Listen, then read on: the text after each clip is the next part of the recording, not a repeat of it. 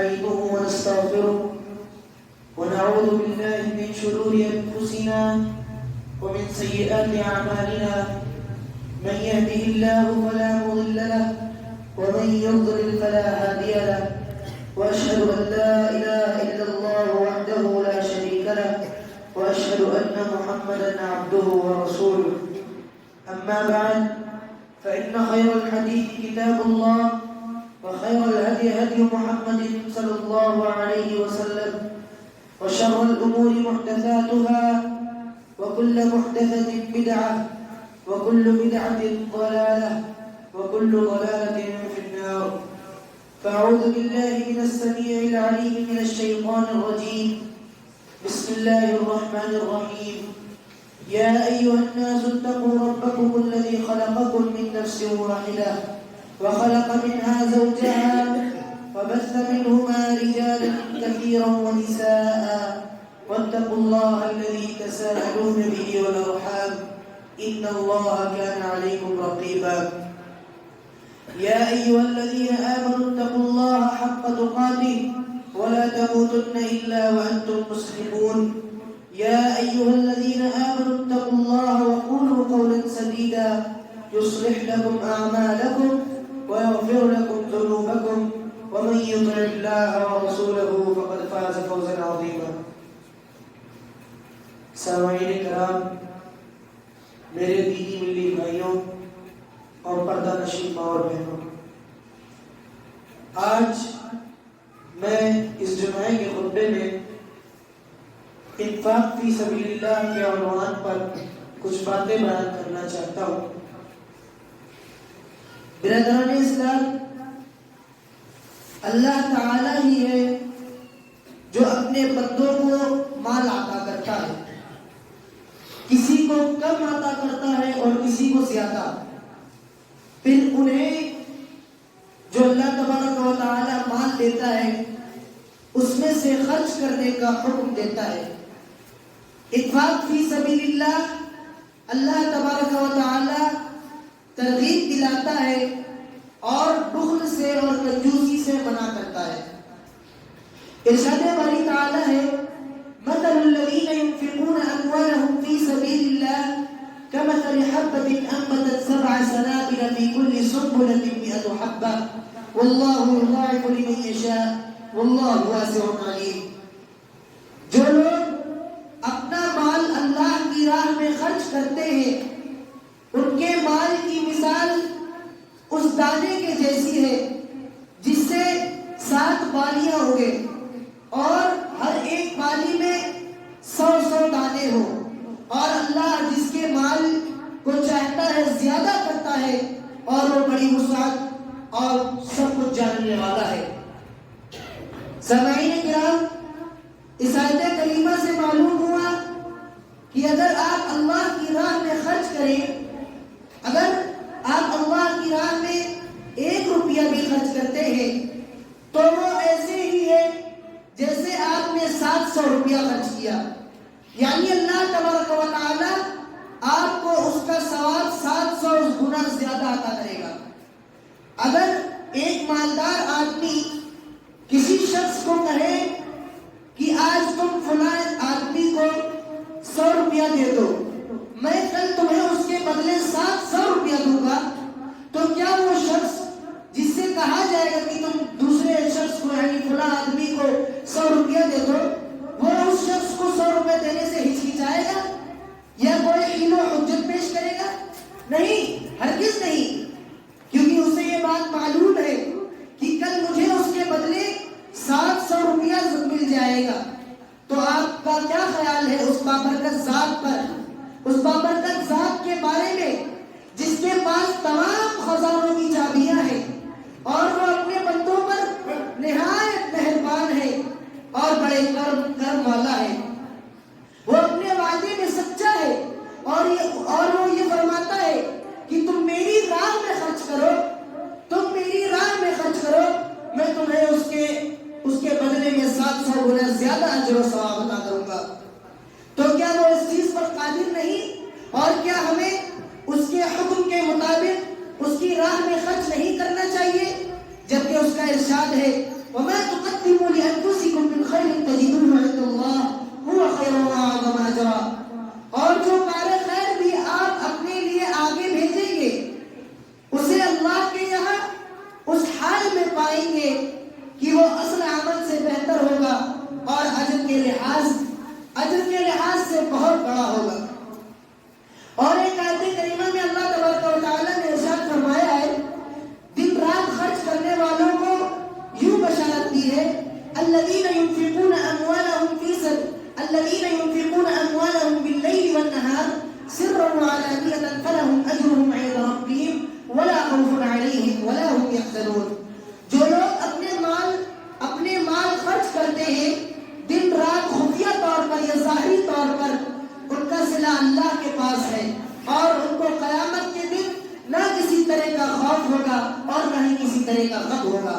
بلکہ اللہ تعالیٰ نے ایک مقام پر واضح طور پر فرما دیا ہے کہ کوئی شخص اس وقت تک نیکی نہیں پا سکتا جب تک وہ اپنا محبوب مال اللہ کی راہ میں خرچ نہ کر دے. ارشاد باری تعالیٰ ہے لن تنالوا البر حتى تنفقوا مما تحبون وما تنفقوا من شيء فإن الله به عليم. تم اس وقت تک نیکی ہرگز نہیں پا سکتے ہو جب تک اس چیز میں سے خرچ نہ کر دو جو تمہارے نزدیک سب سے محبوب ہو اور تم جو بھی خرچ کرتے ہو اللہ تعالیٰ اسے خوب اچھے سے جانتا ہے. سامعین کرام جب یہ آیت کریمہ نازل ہوئی تو صحابہ کرام رضی اللہ عنہم نے انفاق فی سبیل اللہ کے کیا عمدہ مثال بیان کیے کیا عمدہ مثال قائم کی. اس کا اندازہ آپ حضرت ابو طلحہ رضی اللہ عنہ کے قصے سے لگا سکتے ہیں. چنانچہ حضرت انس رضی اللہ عنہ بیان کرتے ہیں کہ حضرت ابو طلحہ رضی اللہ عنہ انصار مدینہ میں سے سب سے زیادہ مالدار تھے اور انہیں اپنے اموال میں سب سے زیادہ محبوب مال ایک باغ تھا جو کہ مسجد کے سامنے تھا اور اس میں رسول اکرم صلی اللہ علیہ وسلم جایا کرتے تھے اور اس سے نکلنے والا عمدہ پانی نوش کیا کرتے تھے. پھر جب یہ آیت کریمہ نازل ہوئی لن تنالوا البر حتى تنفقوا مما تحبون تو حضرت ابو طلحہ رضی اللہ عنہ رسول اکرم صلی اللہ علیہ وسلم کے پاس آئے اور انہوں نے کہا اے اللہ کے رسول اکرم صلی اللہ علیہ وسلم اللہ تعالیٰ نے اپنی کتاب میں ارشاد فرما دیا ہے لن تنالوا البر حتى تنفقوا مما تحبون اور میرا سب سے محبوب مال یہ باغ ہے سو میں نے اللہ کے لیے صدقہ کر دیا ہے اور اس میں میں اللہ تعالیٰ ہی سے اجر و ثواب کا طلبگار ہوں اور اسے اس کے پاس ذخیرہ کرنا چاہتا ہوں. لہذا آپ اسے جہاں چاہیں خرچ کریں. تو رسول اکرم صلی اللہ علیہ وسلم نے فرمایا بہت خوب یہ نفع بخش مال ہے. پھر آپ صلی اللہ علیہ وسلم نے فرمایا میں نے تمہاری بات سن لی لیکن میرا خیال یہ ہے کہ تم اسے اپنے رشتہ داروں میں تقسیم کر دو. چنانچہ انہوں نے اسے اپنے رشتہ داروں اور چچیرے بھائیوں میں بانٹ دیا. اور ایک مقام پر اللہ تعالیٰ نے سخت تنبیہ کی ہے کہ اگر تم بخل کرتے ہو اور اللہ کی راہ میں خرچ نہیں کرو گے تو تمہیں اللہ تعالیٰ ختم کر کے دوسرے لوگ لے آئیں گے جو کہ تمہارے طرح بخیل نہیں ہوں گے بلکہ خرچ کرنے والوں میں سے ہوں گے. ارشاد باری تعالیٰ ہے ہا انتم هؤلاء تدعون لتنفقوا في سبيل الله فمنكم من يبخل ومن يبخل فإنما يبخل عن نفسه والله الغني وأنتم الفقراء وإن تتولوا يستبدل قوما غيركم ثم لا يكونوا أمثالكم. دیکھو تم وہ لوگ ہو کہ اللہ کی راہ میں خرچ کرنے کے لیے بلائے جاتے ہو تو تم میں ایسے بھی شخص پائے جاتے ہیں جو بخل کرتے ہیں اور جو بخل کرتے ہیں وہ اپنے آپ سے ہی بخل کرتے ہیں اور اللہ تو بے نیاز ہے تم ہی اس کے محتاج ہو اور اگر تم اس سے منہ پھیرو گے تو وہ تمہاری جگہ دوسری قوم کو لے آئے گا دوسرے لوگوں کو لے آئے گا پھر وہ تم جیسے نہ ہوں گے. اور سورہ سبا میں اللہ تعالیٰ نے ذکر کیا ہے کہ تم لوگ جو کچھ بھی خرچ کرو گے زیادہ یا کم خرچ کرو گے اللہ تعالیٰ جو سب سے بہتر رزق دینے والا ہے وہ اس کی جگہ تمہارے مال میں اور عطا کر دے گا. ارشاد باری تعالیٰ ہے وَمَا أَنفَقْتُم مِّن شَيْءٍ فَهُوَ يُخْلِفُهُ وَاللَّهُ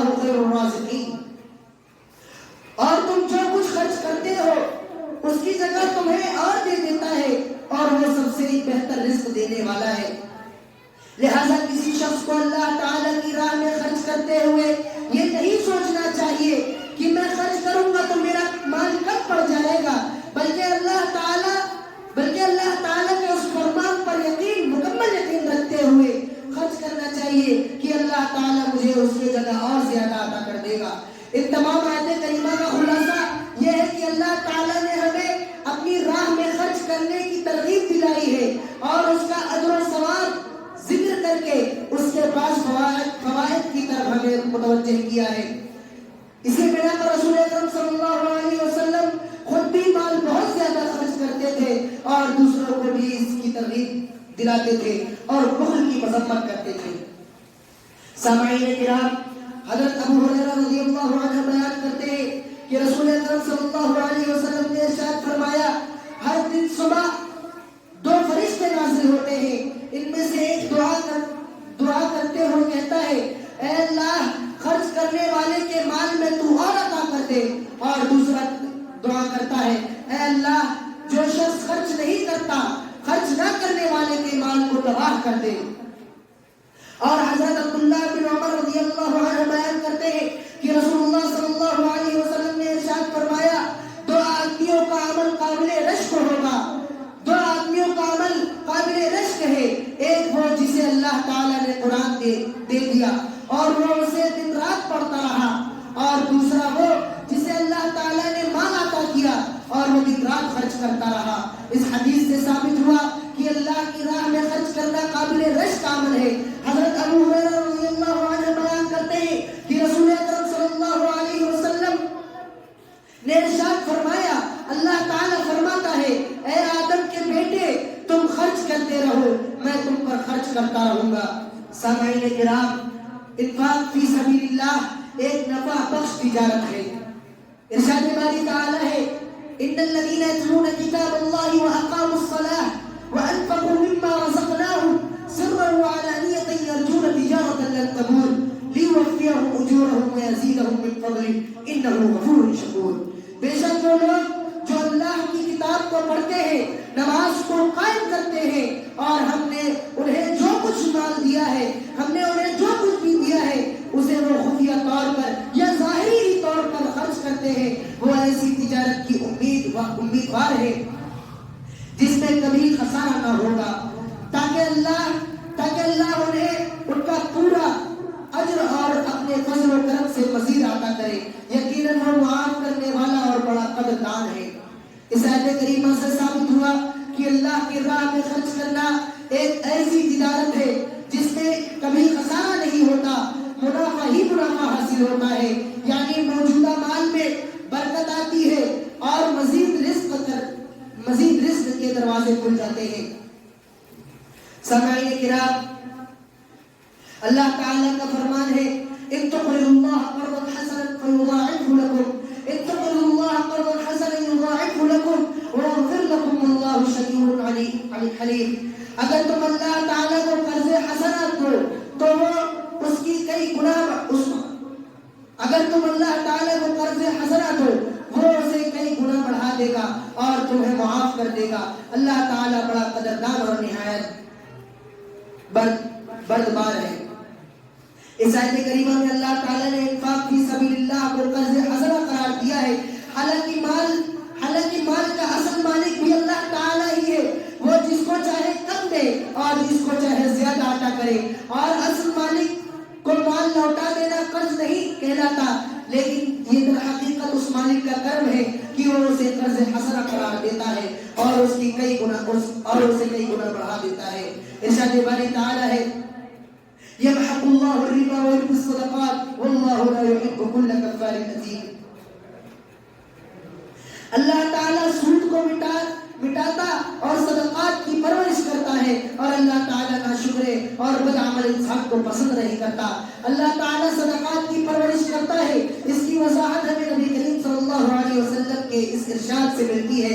حضرت ابو ہریرہ رضی اللہ عنہ کا بیان ہے کہ رسول اکرم صلی اللہ علیہ وسلم نے ارشاد فرمایا، جو شخص حلال کمائی سے ایک کھجور کے برابر صدقہ کرے اور اللہ تعالیٰ حلال کمائی کو ہی قبول کرتا ہے تو اللہ تعالیٰ اسے اپنے دائیں ہاتھ سے قبول کرتا ہے۔ پھر صدقہ کرنے والے کے لیے اس کی پرورش ایسی کرتا ہے جیسی تم سے کوئی شخص اپنے بچھڑے کی پرورش کرتا ہے، یہاں تک کہ وہ صدقہ ایک پہاڑ کے مانند ہو جاتا ہے۔ اللہ اکبر، کتنا کریم ہے ہمارا خالق، کتنا کریم ہے وہ مالک۔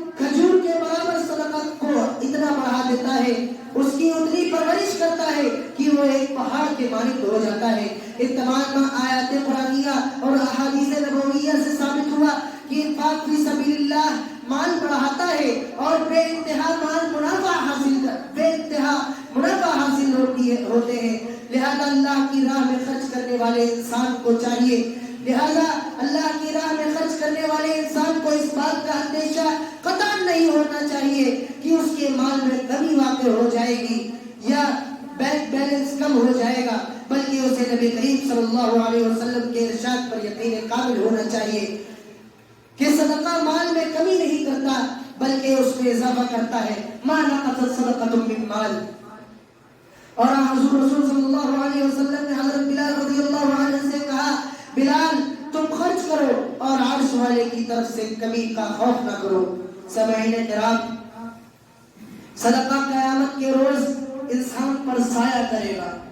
قیامت کے روز جب اللہ تعالیٰ تمام بنو آدم کو اکٹھا کریں گے تو یہ سورج جو اب ہزاروں میل کی مسافت پہ ہے، اس دن انسان سے صرف 1 میل کے فاصلے پر ہوگا۔ تب لوگوں کے اعمال کے بقدر پسینہ آئیں گے، کسی کا پسینہ ان کے ٹخنوں تک ہوگا، کسی کا پسینہ ان کے گھٹنوں تک ہوگا، اور کسی کا پسینہ ان کے کوکھ تک ہوگا، اور کسی کا پسینہ ان کے منہ تک پہنچ رہا ہوگا۔ اس دن صدقہ کرنے والے انسان اپنے صدقے کے سائے تلے ہوگا، جیسا کہ رسول اکرم صلی اللہ علیہ وسلم کا ارشاد ہے، ہر شخص اپنے صدقہ کے سائے تلے ہوگا یہاں تک کہ لوگوں کے درمیان فیصلے ہو جائیں گے، اور جو انسان انتہائی خفیہ انداز سے صدقہ کرے گا وہ عرش الہی کے سائے تلے ہوگا، جیسا کہ رسول اکرم صلی اللہ علیہ وسلم کا ارشاد ہے، 7 قسم کے لوگوں کو اللہ تعالیٰ اپنے عرش کے سائے تلے جگہ دے گا، جس دن اس کے سائے کے علاوہ کوئی سائے نہیں ہوگا۔ ان میں سے ایک شخص وہ بھی ہوگا جس نے اس طرح خفیہ طور پر صدقہ کیا کہ اس کے بائیں ہاتھ کو بھی پتہ نہ چلا، اس کے دائیں ہاتھ میں خرچ کیا۔ آخر میں اللہ تبارک و تعالیٰ سے دعا کرتا ہوں کہ اللہ تبارک و تعالیٰ ہم سبھی لوگوں کو صدقہ کرنے کی توفیق عطا فرمائے، آمین۔ وآخر دعوانا الحمدللہ رب العالمین۔